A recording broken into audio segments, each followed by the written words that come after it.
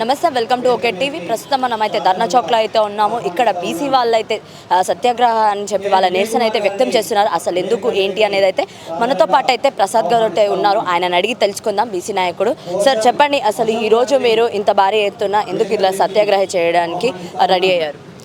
గత అసెంబ్లీ ఎన్నికల ముందు కాంగ్రెస్ పార్టీ కామారెడ్డిలో బీసీ డిక్లరేషన్ నిర్వహించి మేము అధికారంలోకి రాగానే 100 రోజుల లోపే జనగణన జరుపుతాం, అందులో కులగణన కూడా జరుపుతాం. తర్వాత 42% బీసీ రిజర్వేషన్లను లోకల్ బాడీ ఎలక్షన్లకు కల్పించి ఎలక్షన్లకు వెళ్తామని చెప్పి ఒక వాగ్దానం చేయడం జరిగింది. అదేవిధంగా బీసీ సప్లాన్ని ఏర్పాటు చేసి ప్రతి సంవత్సరానికి 20,000 కోట్లు కేటాయిస్తామని చెప్పి కూడా ప్రకటించడం జరిగింది. ఇతరత్ర అనేక అంశాలను బీసీ డిక్లరేషన్లో ఇంకా కొన్ని డిమాండ్లను కూడా వాళ్ళు మేనిఫెస్టోలో పెట్టడం జరిగింది. అయితే కాంగ్రెస్ పార్టీ అనుకున్న విధంగా అధికారంలోకి వచ్చింది. 6 నుంచి 7 నెలలు గడిచింది. ఇప్పటి వరకు కులగణన జరపలే. బీసీలకు 42% రిజర్వేషన్లు ఇంప్లిమెంట్ చేయకుండానే స్థానిక సంస్థల ఎన్నికలకు పోయే ప్రయత్నం చేస్తున్నది. ఒక పక్క సీఎం ఆఫీస్ నుంచి ప్రభుత్వ యంత్రాంగాన్ని అప్రమత్తం చేసింది ఎన్నికలకు సిద్ధమయ్యేటట్టు. ఎలక్షన్ కమిషన్ అప్రమత్తం అయ్యింది. ఇప్పుడు ఏమంటున్నారు, మరి ఎందుకు మీరు ఇచ్చిన వాగ్దానాన్ని నెరవేర్చలేకపోతూ రిజర్వేషన్ల విషయం అంటే, ఇప్పటికే సర్పంచుల పాలనా కాలం మూసి 6 నెలలు గడిచినది. కేంద్రం నుంచి రావాల్సిన నిధులు గ్రామాలకు అందడం లేదు. ఇప్పుడు జనగణన జరపాలి అంటే ఇంకా సమయం తీసుకునేటటువంటి అవకాశం ఉంది. అలాంటప్పుడు గ్రామాల్లో అభివృద్ధి కుంటుపడుతుంది. కాబట్టి మేము బీసీ కమిషన్కు ఒక లేఖ రాసినాము. బీసీ కమిషన్ ఇచ్చే రిపోర్ట్ ఆధారంగా మేము స్థానిక సంస్థల ఎన్నికలకు వెళ్తామని చెప్పడం జరుగుతుంది. ఈ విధానం ప్రకారం స్థానిక సంస్థల ఎన్నికలకు వెళితే గతంలో కేసీఆర్ ఏ విధంగా 40% పైగా ఉన్న రిజర్వేషన్లు 20% వరకు లోపే పరిమితం చేసిండో అదే అన్యాయాన్ని రేవంత్ రెడ్డి గారి ప్రభుత్వం కూడా చేసినట్లు అవుతుంది. మీరు వాగ్దానం చేశారు, మేనిఫెస్టోలో పెట్టారు. ఒక పక్క మీ అధినేత రాహుల్ గాంధీ పార్లమెంటులోనే ప్రతిఘటిస్తుండు ఎన్డీఏ కూటమిని. ఏమని? జాతీయ స్థాయిలో కులగణన చేయాలి, కులగణన చేస్తేనే ఎక్స్రే తీసినట్టు అవుతుంది, ఎక్స్రే తీస్తేనే రోగం ఏందో తెలిస్తే చికిత్స చేయొస్తుంది. అప్పుడే ఈ దేశంలో సగానికి పైగా ఉన్నటువంటి బీసీలకు అభివృద్ధి, సంక్షేమము, అధికారము అన్ని రంగాల్లో వాళ్ళకి దక్కవలసిన వాటా దక్కించినట్లయితుంది. లేదంటే అన్యాయం జరుగుతుందని ఒక పక్క మీ అధినేత రాహుల్ గాంధీ పార్లమెంటులో ప్రతిఘటించి కొట్లాడుతుంటే, అదే పార్టీలో ఉన్న రేవంత్ రెడ్డి ప్రభుత్వము ఆ వాల్రీ ఆయాంలోనే కామారెడ్డిలో బీసీ డిక్లరేషన్ చేశారు. బీసీ జనాభా లెక్కలు తీస్తే 50% పైగా దాటిపోతాయి. ఎట్లాగో మీరు 50% పైగా రిజర్వేషన్లు ఇచ్చే స్థితి లేదు మీలో. కనీసం మీ పార్టీ ద్వారా మీరిచ్చిన కామారెడ్డి డిక్లరేషన్లో ఉన్న 42% రిజర్వేషన్లన్న ఇచ్చి స్థానిక సంస్థల ఎన్నికలకు పోవాలని మేము ఈ సత్యాగ్రహ దీక్షను చేపట్టడం జరుగుతుంది. పాసిబుల్ అవుతుందా 42% రిజర్వేషన్ అంటే? అసలు పాసిబుల్ అయ్యే ఛాన్సెస్ ఉన్నాయా? అసలు బీహార్లో కులగణన జరిపిరు 61% పైగా బీసీలకు రిజర్వేషన్లను కేటాయించడం జరిగింది.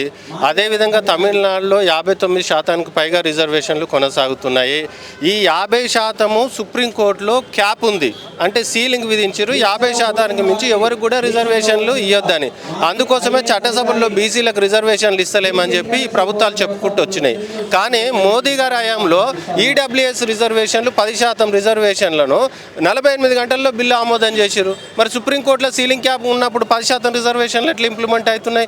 వాళ్ళకి ఇంప్లిమెంట్ అయినప్పుడు 50% పైగా జనాభా ఉన్న బీసీలము 50 ఏళ్ళకు పైగా మాకు చట్టసభల్లో జనాభా దామాషా పద్ధతి ప్రకారం రిజర్వేషన్లు కావాలని, బీసీ క్రిమిలేయర్ ఎత్తివేయాలని, కేంద్ర ప్రభుత్వ రాష్ట్ర ప్రభుత్వ విద్యా ఉద్యోగాల్లో మాకు జనాభా ప్రకారం రిజర్వేషన్లు కావాలని కొట్లాడితే, భారతదేశానికి మొదటి బీసీ ప్రధాని అయిన నరేంద్ర మోడీ గారి హయాంలో కూడా మా హక్కులు నెరవేరకపోతే, మేము సత్యాగ్రహ దీక్ష చేయకపోతే, ప్రతిఘటించకపోతే ఇంకేం చేయాలి? ఈ ప్రభుత్వాలకు మా బీసీ సంఘాల నాయకులు, మా ప్రతినిధులము ఢిల్లీ బాట బట్టి అనేక సార్లు రిప్రజెంటేషన్ అనేక మంది ప్రధానమంత్రులకు, మానవ వనరుల శాఖ మంత్రులకు ఇవ్వడం జరిగింది. ఎవ్వరు కూడా వాటిని బుట్ట దాఖలు చేసిన సందర్భాలే మిగిలినాయి. చివరికి రాష్ట్రంలోనన్నా ఇంతకుముందుకు 40% పైగా రిజర్వేషన్ లోకల్ బాడీస్లో ఈ రాష్ట్రంలో ఇంప్లిమెంట్ చేశారు, సాధ్యమయ్యింది. ఆ విధంగానే సాధ్యం చేయమని మేము అడుగుతున్నాం. ఇప్పుడు ఏమంటారు, కులగణన జరపాలంటే సమయం సరిపోదు అంటారు. ఈ రాష్ట్రం ప్రత్యేక రాష్ట్రం ఏర్పడగానే 2014లో ఈ రాష్ట్రంలో సమగ్ర కుటుంబ సర్వే జరపాలని సమీక్ష జరిపితే, సమీక్ష జరిపిన మొదటి రోజు నుంచి 15 రోజులలోనే ఈ రాష్ట్రంలో ఒకే రోజు సమగ్ర కుటుంబ సర్వే జరిపారు. 15 రోజులలో అది సాధ్యం కాగలిగినప్పుడు మార్చి 15, 2024లో ఇదే ప్రభుత్వం కులగణనకు సంబంధించి, జనగణనకు సంబంధించి జీవో నెంబర్ 26 తీసింది. మార్చి 15 నుంచి ఇప్పటివరకు ఎన్ని నెలలు అయిందండి? ఇన్ని నెలల్లో మీరు ఎందుకు తాత్సారం చేశారు? అంతే రేవంత్ రెడ్డి గారు కూడా ఈ యొక్క బీసీలను మోసం చేసేటటువంటి కుట్ర పన్నుతున్నాడు. అంటే కాంగ్రెస్ పార్టీ కానీ, కేంద్రంలో ఉన్న బీజేపీ పార్టీ కానీ, ఇంతకుముందు వచ్చిన తెలుగుదేశం పార్టీ కానీ, ఇంతకుముందుకు పాలించిన బీఆర్ఎస్ పార్టీ కానీ, ఇవి బీసీలను ఈ ఓట్లేసే యంత్రాలుగా, జెండాలు మోసే కూలీలుగా మాత్రమే చూస్తున్నాయి. కానీ వీళ్ళ అస్తిత్వాన్ని, వీళ్ళ అభివృద్ధిని, వీళ్ళ సంక్షేమాన్ని కాంక్షించే స్థితిలో అవి లేవు.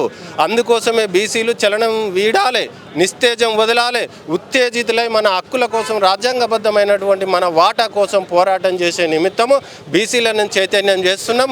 మీరు కనుక 42% రిజర్వేషన్లను ఇంప్లిమెంట్ చేయకుండా స్థానిక సంస్థల ఎన్నికలకు వెళితే ఒక్క బీసీ కూడా కాంగ్రెస్ పార్టీకి రేపు ఓటేసే పరిస్థితి లేదు. ఇది తథ్యం, ఇది జరుగుతుంది, జరిగి తీరుతుంది. బీసీ ఓట్లు వద్దని మీరు అనుకుంటే మీరు మీ ఇష్టం వచ్చినట్టు వెళ్ళండి. బీసీ ఓట్లే మీకు కావాలని మీరు అనుకుంటే తప్పనిసరిగా 42% రిజర్వేషన్లను స్థానిక సంస్థల్లో ఇంప్లిమెంట్ చేసి చూపించాలని చెప్పి మేము అల్టిమేటం జారీ చేయడం జరుగుతుంది.